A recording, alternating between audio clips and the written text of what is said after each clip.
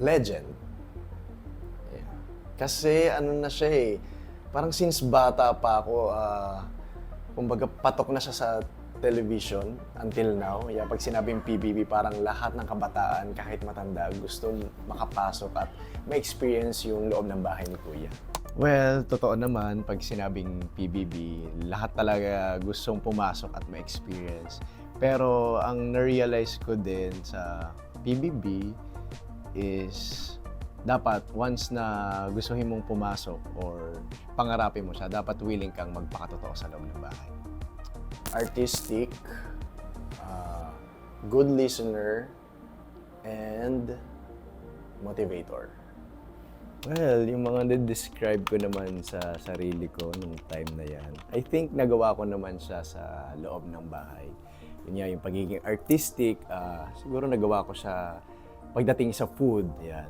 Naalala ko na nung time na parang wala na kaming makain sa loob ng bahay and wala na kaming magawang dessert, naisip kong gumawa ng cheese.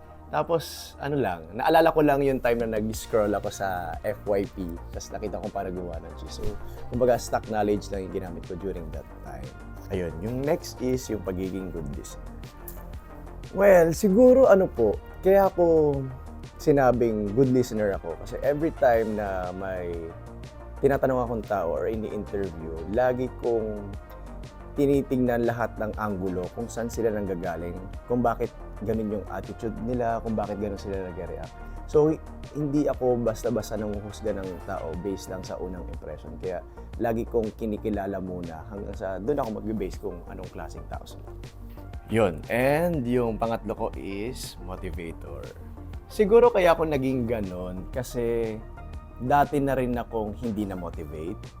So, naalala ko nung time na lowest point ng buhay ko, feeling ko yun yung isa sa kailangan ko, yung may magmo-motivate sa akin and someone lang na makikinig sa akin, parang iaangat ako. So, binabalik ko lang kung ano yung na-experience ko sa ibang tao na, kailangan mong i-cheer up yung sarili mo kasi wala ding ibang tutulong sa'yo kundi sarili mo eh. So, siguro yun yung naging part ko sa kanila na i-motivate sila and maniwala sa sarili nila. Siguro yung pagiging, hindi ko alam kung masasabi kong strength ko, yung pagiging happy-go-lucky. So, kahit saan ako mapuntang pressure or problema, nagagawa ko pa rin tingnan yung magandang side.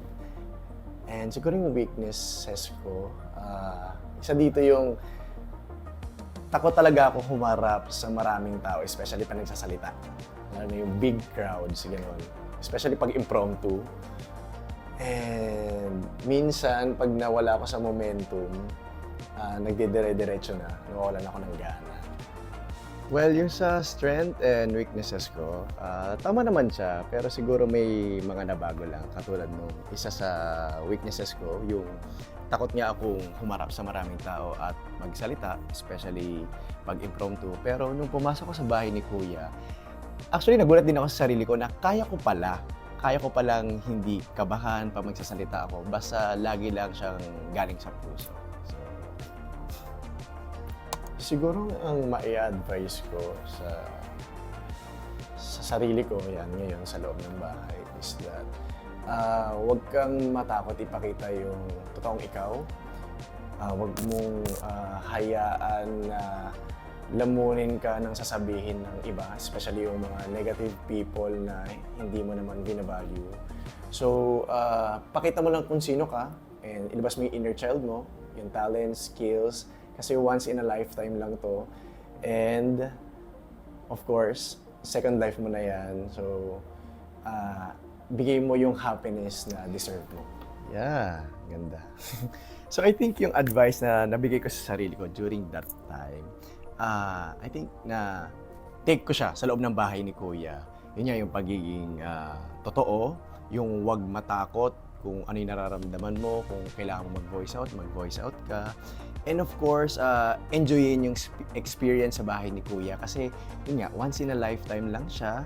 And kaya yun, nung lumabas kami sa loob ng bahay, somehow talagang kontento din ako kasi alam kong pinakita namin lahat na makakaya namin para makapag-inspire ng tao sa loob and especially sa mga nanonood ng PBB. Ayun, sana proud ka sa kung anong pinakita ko sa loob ng bahay. Sana na-maximize ko lahat ng talents and mga values ko. And sana mas nag-improve pa ako bilang tao. And sana mas minahal at mas nirespeto ko pa yung sarili ko. Of course, naging proud ako sa sarili ko sa journey namin sa PBB. And mas minahal ko pa yung sarili ko dahil ang dami kong natutunan eh. Kasi at first, very vulnerable ako, very emotional ako. Pero nung time na dumating si Ding Dong sa loob, and siya yung nag-guide talaga sa akin all throughout, and na-realize ko din na kaya ko pala maging technical, na kaya ko palang hindi pa iralin yung emosyon, especially sa mga sitwasyon na mabibigat. Siguro yung gusto kong maalala sa journey ko sa PBB is yung mga pagsubok at yung mga struggles na malalagpasan ko.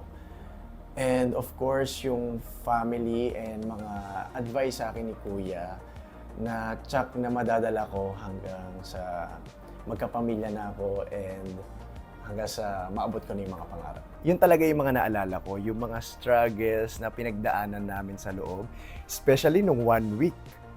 Nung first week, nung binigyan kami ng mabigat na task ni Kuya, talagang nasubok yung pagkatao namin sa loob, especially yung relationship namin na parang kahit anumang pagsubok yung dumating sa buhay mo and sa buhay yung dalawa ng karelasyon mo, parang babalikan mo lang yung parang yung simula nyo na bakit nyo ba pinili yung isa't isa?